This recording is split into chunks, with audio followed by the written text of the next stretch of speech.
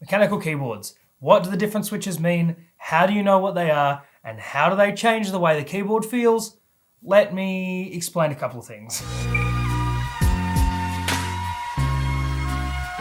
What's going on, guys? My name is Kyle and welcome back to the game department. Today we're going to talk about mechanical keyboards, what you do and don't need to know about, and what makes mechanical keyboards different. If you're looking at getting a mechanical keyboard or you're not sure about what kind of mechanical keyboard you're looking for, I hope this might help you in a little way. Now, just a quick disclaimer, I am not an expert on this topic, but I do know enough, and that information I'm going to relay onto you for you guys to make your own decisions. So, thank you. So straight up, let's talk about the different kinds of switches. Now, typically you have a linear, a tactile, and a clicky switch, and those are the categories. Obviously, you've got different kinds of switches that fall under those categories, but for the moment, we'll stick between those three being the main. So first up, we'll go over linear switches. Now, a linear switch is gonna feel exactly the same from the minute you start pressing it to the minute it hits the bottom of the keyboard, till it bottoms out, essentially. You're not gonna feel any difference that entire time that you're pushing that button, and that's why it's a linear switch. Generally, it'll register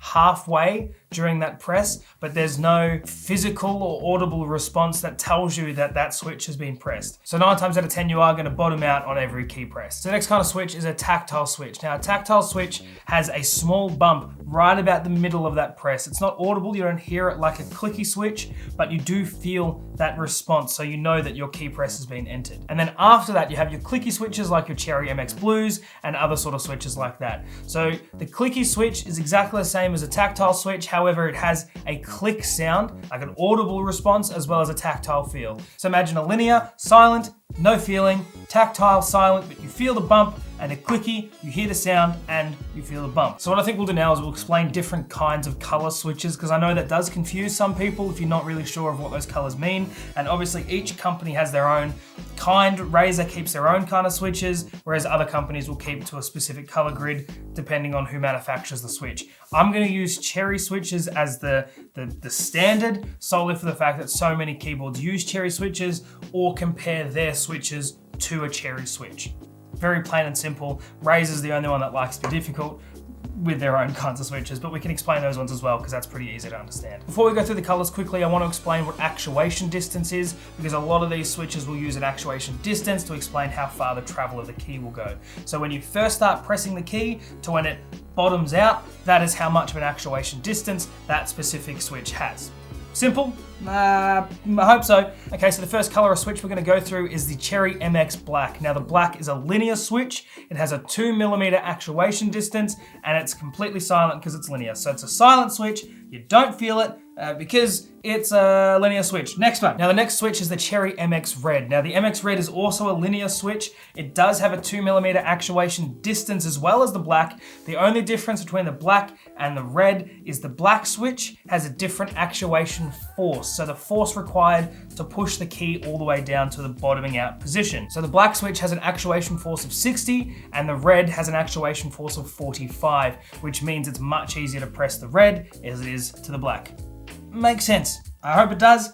If it doesn't, I'm sorry. The next switch is the Cherry MX Blue. Now, this is one of the most popular switches out there because it comes as a standard with a lot of the cheaper keyboards as well. The Cherry MX Blue is a clicky switch, which means it has the audible tone and it does have that small bump when you press the key as well, so you feel it and you hear it. It has an actuation distance of 2.2mm, which is a little bit more than the reds and the blacks, but it has the same actuation force as a black, which is 60. All around, it's a key that's everywhere. A lot of people have it, a lot of people have seen it, and a lot of people have heard it when you watch streamers that have those obnoxiously clicky keyboards, like this one. I have one. This is a Kmart keyboard that I did a review on not long ago. This came with blue switches, and you can hear very quickly that they are very, very clicky. Now, that sound isn't the key hitting the bottom of the keyboard, but it is the switch itself. So even if you take the keycap off, you'll still hear that.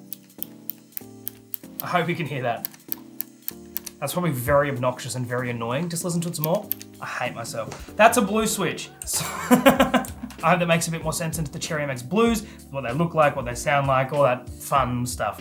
The next switch we're going to talk about is the Cherry MX Brown. I love the Cherry MX Browns. I like the way that they feel. I like the way that they have no sound. It's my preferred switch. Obviously, everyone has their own opinions. I like them because when we stream 3 days a week on Twitch at the game department, I'll mention it later, then obviously people that are watching the stream don't hear me smashing away on my keyboard like you guys did not a minute ago with the Cherry MX Blues. That's a really good all-round switch. If you like the tactical feel of a mechanical keyboard, but you don't want that obnoxious clicking every second that you push a key, it's a perfect option. I just spat everywhere again. And moving on from the Cherry switches, we're going to talk about Razer's keyboards. Now, Razer uses their own kind of switches. They are obviously equivalent to some of the Cherry switches, which I'm going to go through now because it's pretty easy to understand. So the three main switches that Razer use are a green, an orange, and a yellow. I myself prefer the orange switches because it is very similar to a Cherry MX Blue in the way of the feel, and there's no audible sound, but some people like the clickier feel, some people don't like that, so we'll go through them. Now, a Razer green switch is a clicky switch, very similar to the Cherry MX Blue. However, this one only has an actuation distance of 1.9 millimeters, so it doesn't travel as far as the blue, but it's very similar. Now, moving on from the green, we have the Razer Yellow switch. Now, the Razer Yellow switch is a little bit different to the Cherry MX Black, which is also a linear switch. The biggest difference is going to be the actuation distance. So the Razer Yellow is an actuation distance of 1.2 millimeters, which means it's essentially half of the distance. So it's much faster to press a key. You can move from one key to the next a lot quicker, obviously if your hands allow it. Solely for the fact that you don't have to push down that 2 millimeter actuation distance, it's only 1.2. If that's a big deal for you, fantastic. If it's not, also fantastic. So while we're talking about Razer switches, there are some less common Razer switches out there, and they are the optical switches or an optomechanical switch. Now what these switches come in, they come in a purple and a red. The purple is a clicky, and the red is a linear. Now the big difference with optomechanical switches is the way that the button press is registered. So the button press itself isn't pushing down a button. What it does is cuts off a beam of light within the switch.